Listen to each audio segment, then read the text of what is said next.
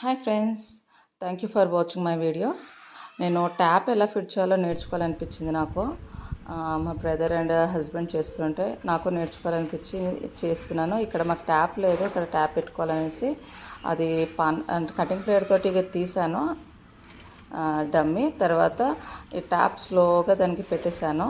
చూడండి, మనకి మెయిన్ ఉంటుంది కదా, అక్కడ ఫస్ట్ మెయిన్ ఆఫ్ చేసేసుకొని తర్వాత ఇక్కడ ట్యాప్ ఫిట్ చేసుకోవాలి.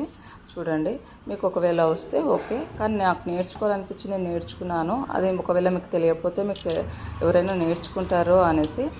అండ్ ఇంట్లో గర్ల్స్ బాయ్స్ అని తేడా ఏం లేదండి, అందరూ అన్ని వర్క్స్ నేర్చుకోవాలని ఉంటుంది.